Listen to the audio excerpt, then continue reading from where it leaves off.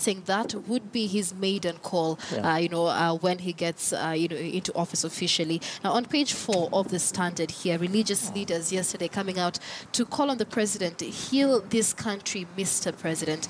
Religious leaders tell Uhuru. Of course, it would be a tall order because, like you mentioned, the country is almost literally divided into half. And so very many people feeling aggrieved, very many people on the other side of the fence. How do you think these issues should be approached, considering that you take a look at page 10 of The Nation, it says here, Raila's post-election decision will directly impact on coalition, but also on the country. How should these two leaders begin approaching this situation? Michelle, in my view, the president-elect has a lot of work to do. Because you note that in his first term in office, he did not concentrate much on coalition building, and we have lots of reports that more or less indicted him against the spirit of oneness and, tuko pamojaism, like the desire to have Kenyans stay together. And yes. And even in his... I know that many of his CSS and even during the campaigns, they defended the fact that even the cabinet is all-inclusive. But of course, you can pick out and tell that even the cabinet, almost 93% of the cabinet is comprised of just two tribes, that is the Kikuyu and the Kalenjin. And whereas Kenya now has about 44, including all the others that were gazetted during campaigns. In my view, therefore, I wish to, of course, like the others have also done, appeal to the president to really work hard to ensure that Kenya is one, because we are much more better when united, then we gain more, as opposed to when half of the country feel that we are not part of Kenya and that we need to be moving out of Kenya into other countries like Uganda. And some of the interesting stories that are doing rounds on social media, and people are like, ni nchi gani itatukaribisha sisi kama wa Kenya. And so Kenyans need to feel accepted in this country, and it has to be each and everyone's responsibility to ensure that Kenyans are united. And where that really begins, it is at the presidency, because you know that the president is a symbol of national unity, and it therefore has to be his sole responsibility and a priority to unite Kenyans. And that's why, in my view, when we began this conversation, I made an appeal that he needs to look for where the Right Honorable Prime Minister Raila Odinga is,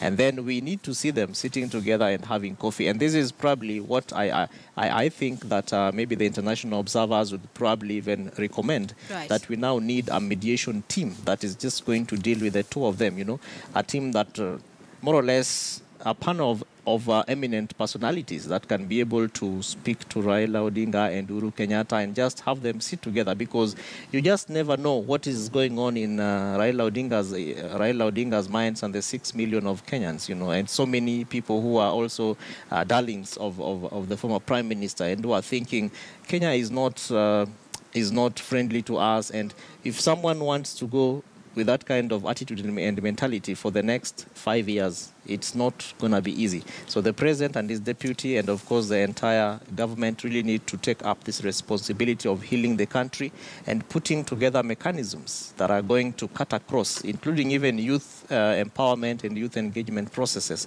because then the young people are the future of this country.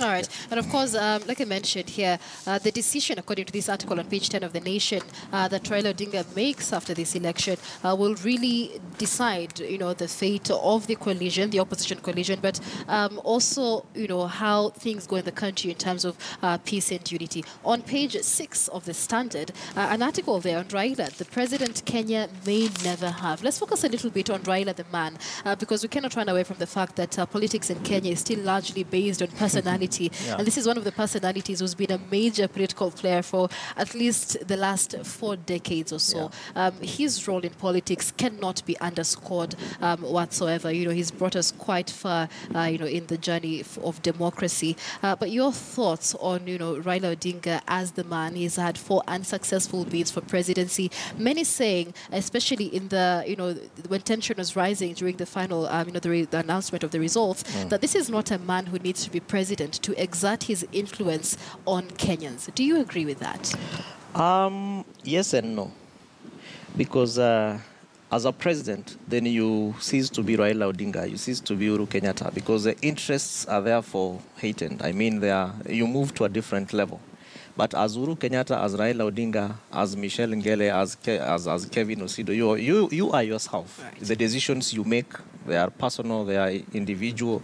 You take full responsibility. But the moment you move from being Raila Odinga to being a president, then of course, even the kind of decisions that you make are decisions that are consultative, they're decisions that are well thought through, they're decisions that are, you have to really look at the legal and legal implications and international relations issues. And I think that Raila Odinga, as it is right now, is someone who Kenya cannot disregard. His role, of course, having run into office, for presidency from 1997 when he vied through the National Democratic Party, all the way to 2002, his role with in Kibaki, Tosha, and Moi Must Go issues. We move on to 2013. Of course, 2007 when Kenya went down to its worst.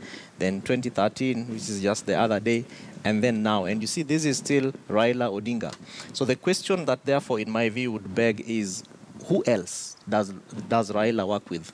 Who are the people who advise him? Right. Who does he listen to? Because those are the people that we need at such a time as this. Because people that you can be able to speak to, and they will tell you, this is what Raila is thinking about. But you see, as it is right now, people are also hoping that he can be able to come out and say something.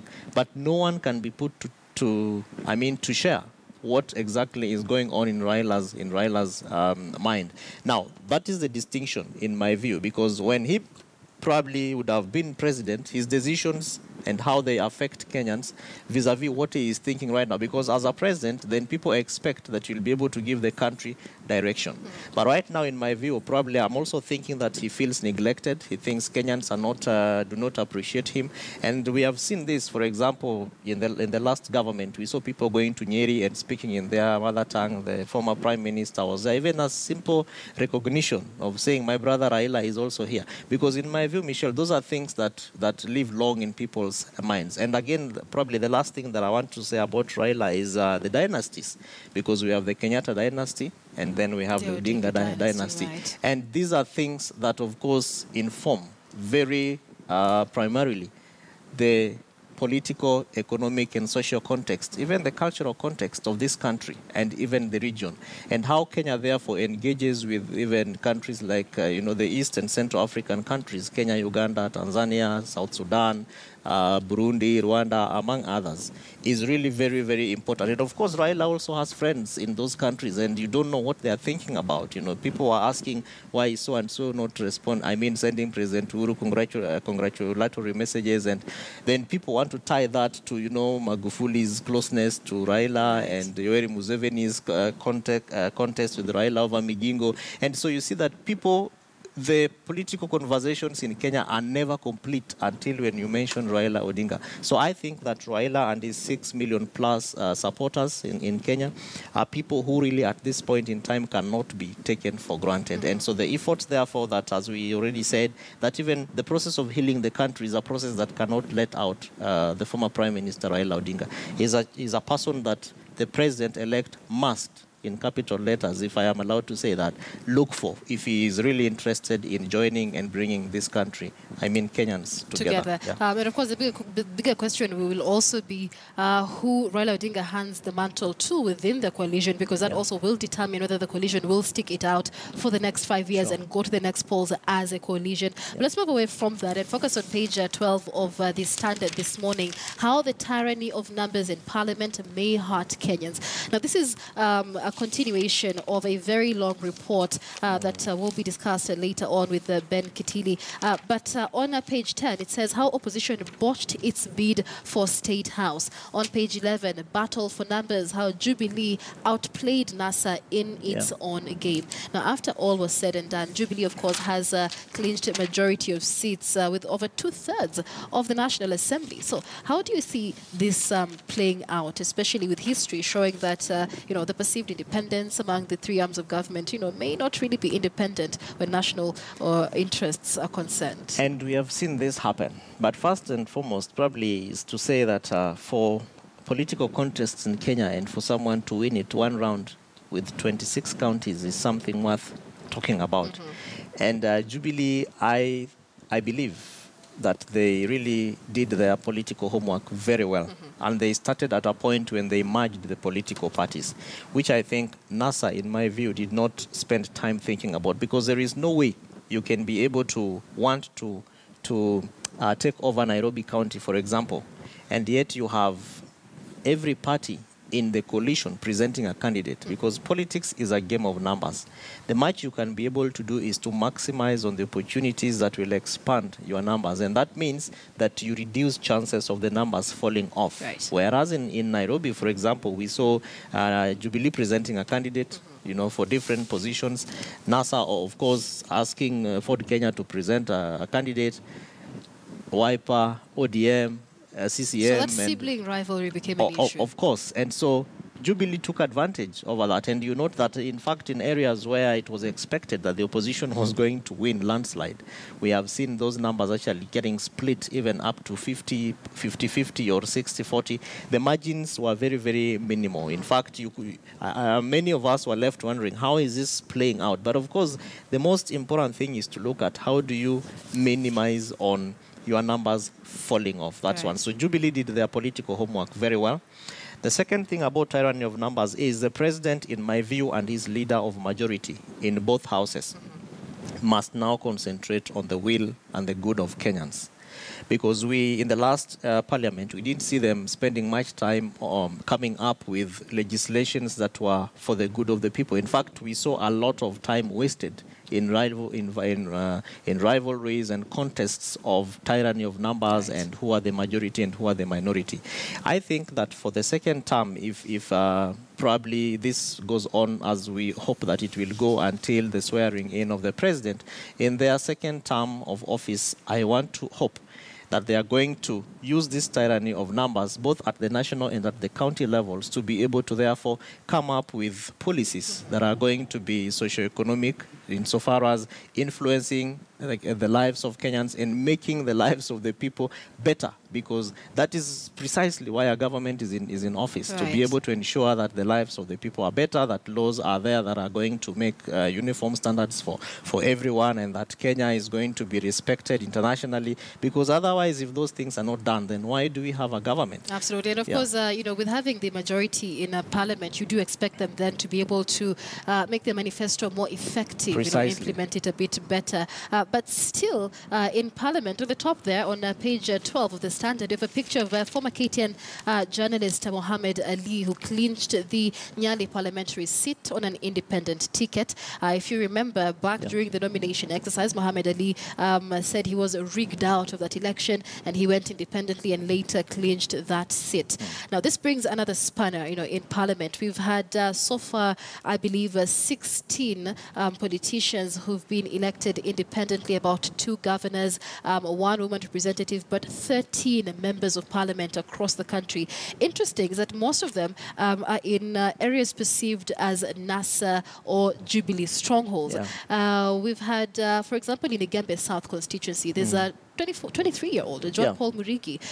He did not have any campaign posters. He did not have any campaign money. All he did was tell his supporters to look out for his favorite sweater in the ballot. And he has won this position. What does this signal to in terms of the maturity of Kenya's politics? Kenya is maturing politically, and the fact that we have independent candidates who have actually won, that means a lot, and therefore expands, the platform for those who are, of course, in various, even yourself, tomorrow you can decide to run for office as an independent candidate, and you can say, I don't want to belong to any political party, I just want to go in as Michelle Ngele or as Kevin Osido, and then endear myself to the people and expect that they will be able to vote for me because of my policies. Because for independent candidates, and we initially used to come here and say, many of them will not make it because of the manner in which Kenya is zoned off to certain political parties. But the fact that many of those who made it, the 16 and plus who made it, actually came from the already mapped out zones, those zones that were expected to be either NASA or Jubilee, speaks something that is profoundly important insofar as what next for Kenya's politics and of course leadership, because then you go to the people, you get elected, you get back to parliament, and as we just had a discussion around policies and manifestos and legislation in Bunge, we also expect that these independent candidates are going to make much more better opportunities and oversight in both houses, that is Senate, National Assembly, and even at the county levels, and that they are going to be as open-minded, and that they are going to be able to debate effectively without necessarily being overtaken by tyranny of numbers and of course the expectations of their coalition leaders, because sometimes we just fail to have the best for Kenya because of the manner in which people are thinking. But we are hoping that with the coming in of these independent candidates like Muhammad Ali, who is in my view a friend and of course someone who is very well structured upstairs in his mind, that they'll be able to generate policies that are going to just work towards making this country a better place. Of course, many Kenyans asking if they will be expecting investigative pieces from Parliament from Muhammad Ali. We'll be waiting to see that. Sad that again, Boniface Mwangi didn't make it again. Right, yes. But we hope that we'll have better, jichopevus. The question is with these independent candidates. What difference do they make in Parliament, in terms of political alliances? Because we had the original independents were independent from the very beginning, but a majority of the independents went independent after they were aggrieved, in the party primaries, and it was a quick switch. So you would assume that their ideologies, if any, are still aligned to these political parties. So what difference, are they likely to make? Any significant difference? In my view, they have an opportunity. They have a chance. Because then, having gone through the political parties in the party primaries or rather the nomination process, the fact that you didn't make it in the political party and then switched off as an independent candidate and made it, it means that you have substance and that the people who elected you believe in you. And in Kenya, the most important thing is that the electorate believe in you. Because once the people believe in you, they note again that you will be able to be watched very closely, and that where you err, where you make mistakes, they'll just come over and say, Michelle, at this point, we think that you are doing the things that we didn't elect you to do. So then it brings you back to the point of reflection. You move a step back or several steps back and you begin to ask yourself, I said I was going to do this, but is it exactly what I'm doing? Which is opposed to the political parties, because political parties have manifestos that have been agreed upon. And that is why it was difficult for Jubilee, again during the campaigns, to identify the 5 stadia, which they said they've been able to. So the next stage, therefore, for them is to be able to actually implement those things. And you say, again, it's different because the electorate cannot be able to effectively hold a party, a political party, accountable, because this is a uniform manner of doing things. So it's more or less like an agreed way.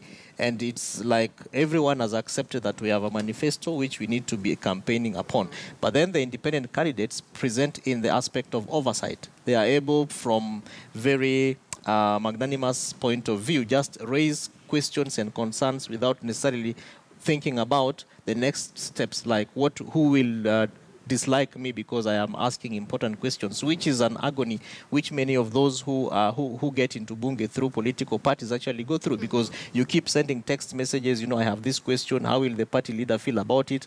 How will the majority leader feel about it? How will the minority leader feel about it? Before then you ask your question. Right. But as an independent candidate, as the name suggests, you are independent. And so you're not seated there, at the whims of anyone and expecting that someone is going to send you a text on a question to ask. Right, and of course, just before we got into this election, we had pictures on the dailies of members of parliament who Kenyans do not know, because, they've either never spoken in parliament, they've never moved a motion, and so we're hoping that this time we will see that happening with all the members of parliament, so Kenyans can at least put a name to the face when that happens. But one thing that also came out of this election, Kevin, before we wind up, is the issue of female governors. For the first time, we're expecting at least 3 female governors. What does that signal to in terms of the place of the woman in politics, this with the 2/3 gender rule still being debated? I wouldn't be surprised if we saw one of those, if we see one of those governors, female governors vying for office in 2022 as a president. We hope so. Because then this means that the platform for women is expanding, and that Kenyans are also beginning to think differently. Because initially, Kenya is rather a patriarchal society, and people expect that the man is the one to make the decisions and that the man makes a better leader. But now we are seeing a situation where even the women, the female gender are of course being accepted, even to the very high levels of being a governor. Of course, we have seen them in cabinet, we have seen them in ministries, and of course in the private sector, in civil society and NGO, and of course in international development. But now when it gets to politics, then we are beginning to see the expansion of interests to an extent where then people also expect to see differences even in the manner in which they perform. My biggest worry is those who are of course charged with corruption, like Governor-elect Waiguru Ann, and how she'll be able to just ensure that she walks out of that tag and deliver services to the people, because county governance is about service delivery, and that devolution is supposed to be seen to be making the lives of the people better. So we hope that, again, this will give us an opportunity to look at who is a better leader, who is a better governor. Is it a male governor or a female governor? And how then that plays will be really for organizations like ours to, through our governance index, to, of course, generate another index of another indice of looking at who delivers effective services. Is it a female governor or is it a male governor? And then primarily the fact that there have been male governors in those positions. So what difference are the female governors going to put there? A good basis for comparison. Yeah. All right, so let's wind up on page 12 of this, 14 of the Standard, rather, with our editorial cartoon here. This is titled "Scenes We Would Like to See," and it's a picture of a Kenyan on the ground, seemingly in the wake of the post-election protests, and a policeman there running to help him out, giving him a helping hand. So this is what Kenyans would like to see in the wake of the announcement of the presidential results and the disputes that are there. Let's maintain peace. And of course, even on social media, many Kenyans are calling for peace. Here we have Anis Rono saying, "Let us therefore make every effort towards leads to peace and mutual edification." We have here Davy says, let's keep safe. Peace. Kenya is here to stay. I'm from Kuria, Migori County, where the peace is 100%. And it's good to hear that coming from somebody from Migori area. He says, hashtag stop Kisumu killings. Somebody here says, I must say, NASA's silence is suspicious, especially for people famous for their controversial speech. And ladies man here, interesting name, says, I'm under the impression that these protesters are fighting for justice and transparency rather than the loss of elections. So a lot is being read into this. Your thoughts on how the country should proceed now? I mean, we're already in this situation. Protests have already been reported in some parts of the country. How should we proceed as a nation? We have social media, we have pictures going around. Some are not true. How should we proceed cautiously? The first thing of three which I want to share probably, excuse me, is one is responsible personal journalism in what you share on social media. And I like the fact that people are talking about the hashtag Stop Kisumu Killings. Right. But we want to see facts, punctuating these kind of hashtags, because we don't want to see pictures of killings going on in Congo and in Tanzania, accidents, being shared on Kenya, and because that therefore really makes the emotions keep to rise. The second thing is the security infrastructure, the police, and this cartoon depicts what Kenyans really are looking up to. The third thing is the fact that the president, again, as we said earlier on, the president-elect, look for Raila Odinga, find out where he is, and Kenyans want to see you having coffee, and because that will really come a long way in just helping Kenyans to move forward, to have peace, love, and unity. That's what we want as a country. Many thanks, Kevin Osido, Executive Director at the County Governance Watch, speaking to us on Kivumbi 2017, taking a look at us making headlines on the dailies this morning. And the media is running with the story of death and the pain in the polls protests. Of course, this being reported in several parts of the country. But like I mentioned earlier, a majority of the country has reported calm and peace, even with our neighbors and observers applauding Kenyans for carrying out a smooth transition. This is the weekend edition of Kivumbi 2017 with me, Michelle Ngele. We'll take a short commercial break, but do stay with us. More coverage. Ben Kitili will be with you in a few moments with our continuing coverage on Kivumbi 2017. Have yourselves a wonderful day.